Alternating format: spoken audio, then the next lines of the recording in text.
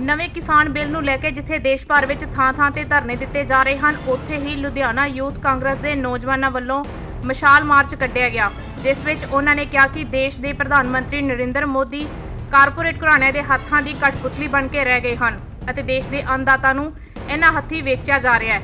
ਪਰ ਹੁਣ ਪੂਰੇ ਪੰਜਾਬ ਦੇ ਨੌਜਵਾਨ ਵੀ ਇਕੱਠੇ ਹੋ ਕੇ ਇਸ ਦੇ ਵਿਰੋਧ ਵਿੱਚ ਖੜੇ ਹੋਏ ਹਨ।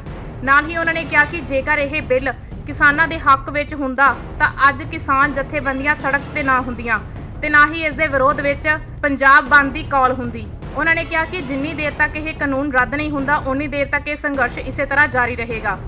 जी, आज जो है ये मशाल जुलूस इसलिए यहाँ पर निकाला हुआ है कि जिस प्रकार से हम लोगों ने देखा हुआ है कि जिस प्रकार से जो है 1947 के पहले जो हमारा देश जो गुलाम था, अंग्रेज़ों के उसमें जो हमारा देश गुलाम था, उसी प्रकार से जो है एक प्रकार से अभी नरेंद्र मोदी जी जो अदानी और अंबानी इन्हीं की ताल पर जो है नाच हमारे देश के प्रधानमंत्री नाच रहे और एक प्रकार से वो कठपुतली बन रहे हैं। और कठपुतली बनकर जो हमारे देश का जो किसान है, देश का जो हमारा अन्नदाता है, जिनकी वजह से आज जो है देश हमारा जो है इतने सालों से देखते आ रहे हैं कि 70% हमारा देश कृषि प्रधान देश है।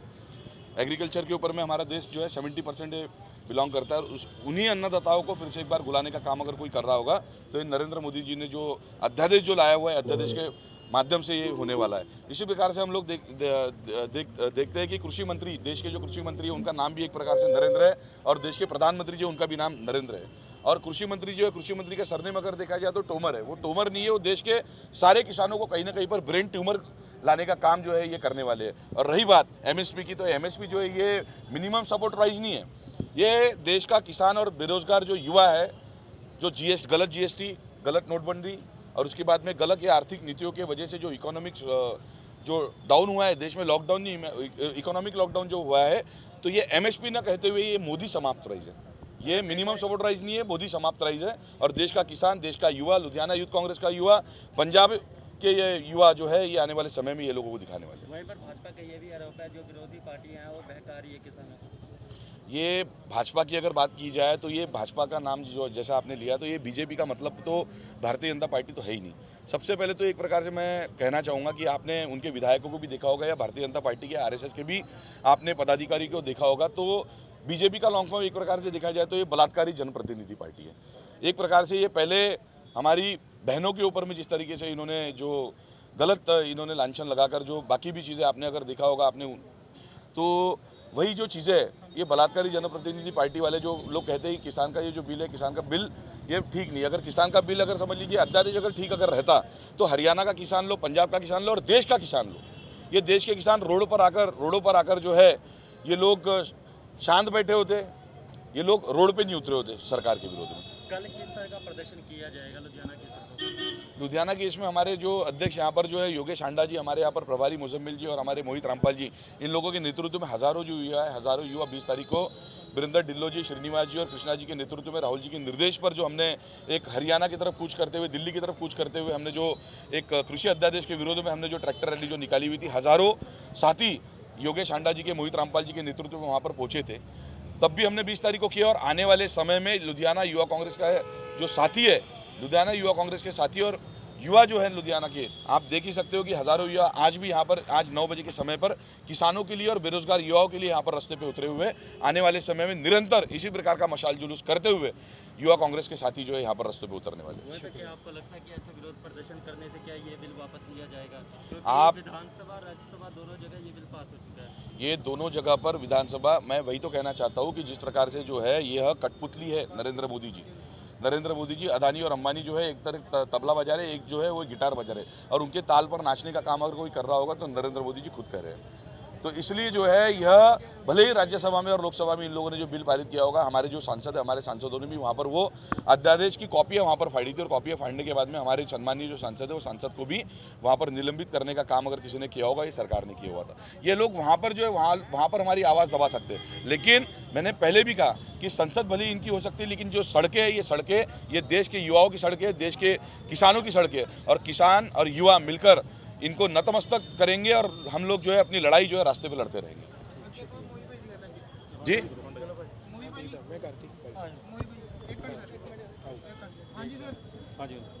आ जाओ।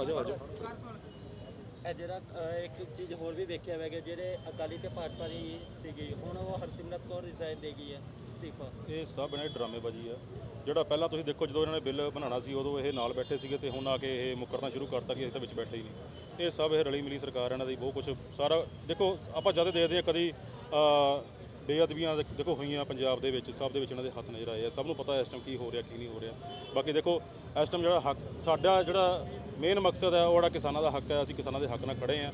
ਜਿੱਥੇ ਕਿਸਾਨਾਂ ਨਾਲ ਖਿਲਾਫ ਹੋਊਗਾ ਕੋਈ ਵੀ ਕਾਨੂੰਨ ਅਸੀਂ ਉਸ ਕਾਨੂੰਨ ਦੇ ਖਿਲਾਫ ਖੜੇ ਹਾਂ। ਨਰਿੰਦਰ ਮੋਦੀ ਸਰਕਾਰ ਹਮੇਸ਼ਾ ਦੇਖੋ ਪੰਜਾਬ ਦੇ ਵਿੱਚ ਲੁਧਿਆਣੇ ਨੂੰ ਇੱਕ ਬਿਜ਼ਨਸ ਹੱਬ ਮੰਨਿਆ ਜਾਂਦਾ ਔਰ ਬਿਜ਼ਨਸ ਹੱਬ ਦੇ ਵਿੱਚ ਆਪਣਾ ਇਸ ਟਾਈਮ ਲੁਧਿਆਣਾ ਬਹੁਤ ਡਾਊਨ ਜਾ ਰਿਹਾ ਦਿਨ ਬ ਦਿਨ। ਕੋਈ ਬਿਜ਼ਨਸ ਨਹੀਂ ਹੈ, ਦੇਖੋ ਲੇਬਰ ਨਹੀਂ ਹੈ, ਬਿਜ਼ਨਸ ਨਹੀਂ ਹੈ, ਕਿਸੇ ਤਰ੍ਹਾਂ ਦਾ ਕੰਮ ਨਹੀਂ ਰਿਹਾ ਇੱਥੇ। ਔਰ ਸਾਡੀ ਕੋਸ਼ਿਸ਼ ਇਹ ਹੈ ਕਿ ਅਸੀਂ ਕੋਈ ਵੀ ਇਹ ਮਤਲਬ ਕਿ ਜਦੋਂ ਕਾਲੇ ਕਾਨੂੰਨ ਲਿਆਉਣਗੇ ਤੇ ਅਸੀਂ ਇਹਨਾਂ ਦਾ ਵਿਰੋਧ ਕਰਦੇ ਰਹਾਂਗੇ ਇਸੇ ਤਰ੍ਹਾਂ। ਉੱਥੇ ਇਹ ਵੀ ਵੇਖਿਆ ਗਿਆ ਹੈ ਕਿ ਅਕਾਲੀ ਕਹਿੰਦੇ ਕਿ ਅਸੀਂ ਕਿਸਾਨਾਂ ਦੇ ਨਾਲ ਆ।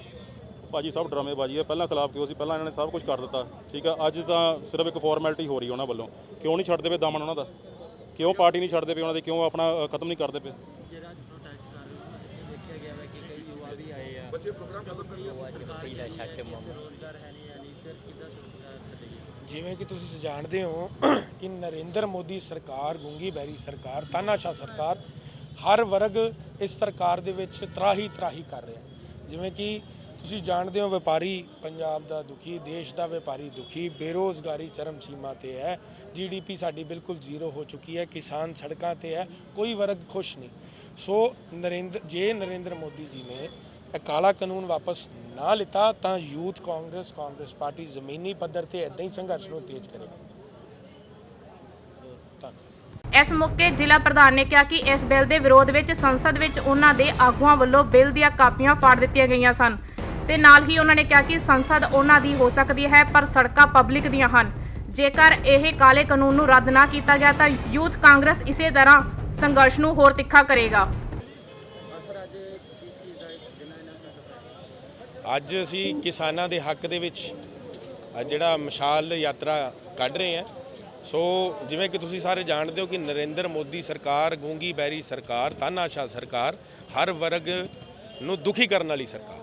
ਸੋ ਮੈਂ ਬਾਰ-ਬਾਰ ਇੱਕੋ ਹੀ ਗੱਲ ਕਹਿਣਾ ਹੈ ਕਿ ਨਰਿੰਦਰ ਮੋਦੀ ਦੀ ਸਰਕਾਰ ਦੇ ਵਿੱਚ ਸਾਰੇ ਵਰਗ ਤਰਾਹੀ ਕਰ ਰਹੇ ਆ। ਕਿਸਾਨ ਹੋਣ, ਵਪਾਰੀ ਹੋਣ, ਬੇਰੋਜ਼ਗਾਰੀ ਹੋਵੇ, ਚਾਹੇ GDP ਦੀ ਗੱਲ ਕਰਾਂ ਬਿਲਕੁਲ ਜ਼ੀਰੋ। ਸੋ ਅਗਰ ਨਰਿੰਦਰ ਮੋਦੀ ਨੇ ਇਹ ਜਿਹੜਾ ਕਾਲਾ ਕਾਨੂੰਨ ਵਾਪਸ ਨਾ ਲਿੱਤਾ, ਜੇ ਕਿਸਾਨਾਂ ਦੇ ਹੱਕ ਦੀ ਗੱਲ ਨਾ ਕੀਤੀ ਤਾਂ ਯੂਥ ਕਾਂਗਰਸ ਇੱਦਾਂ ਹੀ ਜ਼ਮੀਨੀ ਪੱਧਰ ਤੇ ਸੰਘਰਸ਼ ਨੂੰ ਤੇਜ਼ ਕਰੇਗੀ। ਵੇਖਿਆ ਗਿਆ ਹੈ ਕਿ ਭਾਜਪਾ ਸਰਕਾਰ ਦਾ ਇਹ ਵੀ ਦਾਅਵਾ ਹੈ ਕਿ ਇਹ ਜਿਹੜਾ ਕਾਨੂੰਨ ਹੈ ਕਿਸਾਨਾਂ ਦੇ ਉਹ ਫਾਇਦੇ ਦੇ ਲਈ ਹੈ। ਜੇ ਫਾਇਦੇ ਦੀ ਗੱਲ ਹੁੰਦੀ ਤੇ ਇਹ ਸੰਘਰਸ਼ ਹੁੰਦਾ, ਕਿਸਾਨ ਸੜਕਾਂ ਤੇ ਆਂਦੇ। ਸੋ ਇਹ ਜਿਹੜਾ ਹੈਗਾ BJP ਆਪਣੇ ਲੋਕਾਂ ਨੂੰ ਫਾਇਦਾ ਦੇਣ ਲਈ ਹੈ ਕਾਨੂੰਨ ਜਿਹੜਾ ਆਰਡੀਨੈਂਸ ਪਾਸ ਕਰ ਰਹੀ ਹੈ। ਸੋ ਆਪਾਂ ਬਾਰ-ਬਾਰ ਇਹ ਜਿਹੜਾ ਕਾਲਾ ਕਾਨੂੰਨ ਹੈ ਕਿਸਾਨਾਂ ਦੇ ਵਿਰੁੱਧ ਹੈ।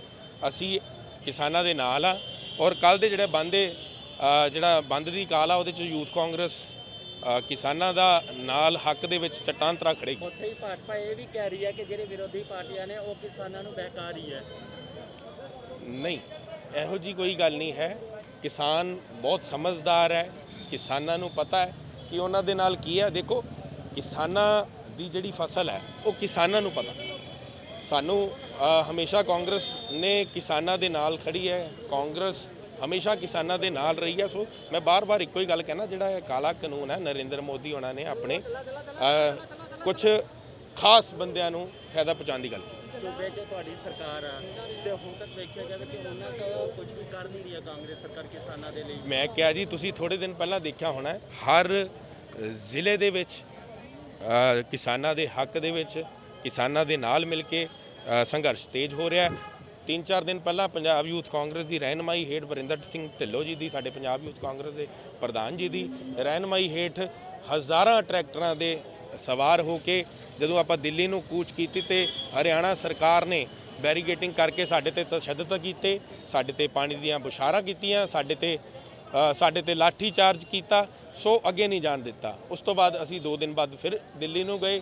ਦਿੱਲੀ ਜਾ ਕੇ ਫਿਰ ਅਸੀਂ ਸੰਘਰਸ਼ ਤੇਜ਼ ਕੀਤਾ। ਉੱਥੇ ਵੀ ਸਾਨੂੰ ਉਹੀ ਮੋਦੀ ਸਰਕਾਰ ਵੱਲੋਂ ਡੰਡੇ, ਲਾਠੀਆਂ ਔਰ ਪਾਣੀ ਦੀਆਂ ਬੁਛਾਰਾਂ ਮਿਲੀਆਂ। ਜੋ ਵੇਖਿਆ ਗਿਆ ਤੁਸੀਂ ਰੈਲੀ ਕਰ ਰਹੇ ਹੋ, ਬੜੀ ਚੱਲਿਆ ਬਟ ਇੱਥੇ ਵੇਖਿਆ ਗਿਆ ਜੇਕਰ ਸਮਾਜਿਕ ਦੂਰੀ ਦੀ ਗੱਲ ਕਰੀਏ, ਉੱਥੇ ਸੂਬੇ ਦੀ ਸਰਕਾਰ ਕਹਿ ਰਹੀ ਹੈ ਕਿ ਆਪਾਂ ਸਮਾਜਿਕ ਦੂਰੀ ਬਣਾਉਣਾ, ਮਾਸਕ ਪਾਉਣਾ, ਪਰ ਇੱਥੇ ਵੇਖਿਆ ਨਹੀਂ, ਬਿਲਕੁਲ ਦੇਖੋ, ਤੁਸੀਂ ਦੇਖ ਸਕਦੇ ਹੋ ਬਾਰ-ਬਾਰ ਅਨਾਉਂਸਮੈਂਟ ਹੋ ਰਹੀ ਹੈ ਕਿ ਮਾਸਕ ਪਾਓ, ਸੋਸ਼ਲ ਡਿਸਟੈਂਸਿੰਗ ਦਾ ਧਿਆਨ ਰੱਖੋ। ਸੋ ਸਾਰੇ ਮੇਰੇ ਵੀਰ ਤੁਸੀਂ ਕੈਮਰਾ ਘੁਮਾ ਕੇ ਦੇਖ ਸਕਦੇ ਹੋ ਕਿ ਸਾਰਿਆਂ ਨੇ ਮਾਸਕ ਲਾਇਆ, ਜਿਨ੍ਹਾਂ ਕੋਲ ਨਹੀਂ ਸੀ ਉਹਨਾਂ ਨੂੰ ਆਪਾਂ ਆਪਣੇ ਕੋਲੋਂ।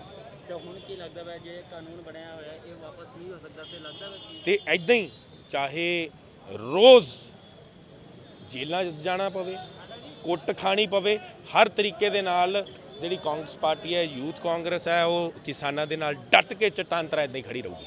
ਧੰਨਵਾਦ। ਸੋਸ਼ਲ ਡਿਸਟੈਂਸ ਦਾ ਬਾਕੀ ਤਾਂ ਮਾਸਕ ਪਾਇਆਗਾ ਇਹਨਾਂ ਨੇ ਕਾਫੀ ਨੇ ਸੋਸ਼ਲ ਕਈਆਂ ਨੇ ਡਿਸਟੈਂਸ। ਮਾਸਕ ਵੀ ਨਹੀਂ ਪਾਏ ਆ। ਜੇਕਰ ਉੱਥੇ ਬਾਕੀ ਪੰਜਾਬ ਅਸੀਂ- ਸਰਕਾਰ ਕਹਿ ਰਹੀ ਹੈ ਕਿ ਸਮਾਜਿਕ ਦੂਰੀ ਦੀ ਜਿਹੜੀ ਆ ਤੁਸੀਂ ਪਾਲਣਾ ਅਸੀਂ 100% ਡਿਊਟੀ ਇਸ ਕਰਕੇ ਸਾਡੀ ਲੱਗੀ ਆ। ਅਸੀਂ ਇਹਨਾਂ ਨੂੰ ਇਹੀ ਹਦਾਇਤ ਕਰ ਰਹੇ ਹਾਂ, ਹੁਣ ਤੁਹਾਡੇ ਸਾਹਮਣੇ ਵੀ ਆਏ ਆ, ਫੋਰਸ ਆਈ ਉਹੀ ਉਹਨਾਂ ਨੂੰ ਹਦਾਇਤ ਕਰ ਰਹੇ ਨੇ। ਲੋਕਾਂ ਨੂੰ ਤੇ ਪਰਚੇ ਪਾਏ ਜਾਂਦੇ ਆ ਵਾ, ਚਲਾਨ ਕੱਟੇ ਜਾਂਦੇ ਕਿ ਇਹਨਾਂ ਨਹੀਂ, ਇਹਨਾਂ ਤੇ ਵੀ ਜੋ ਹੈ ਉਹ ਹਾਂ ਬਣਦੀ ਜੋ ਜ਼ਰੂਰ ਕਾਰਵਾਈ ਜ਼ਰੂਰ ਕੀਤੀ ਜਾਊਗੀ ਜੀ।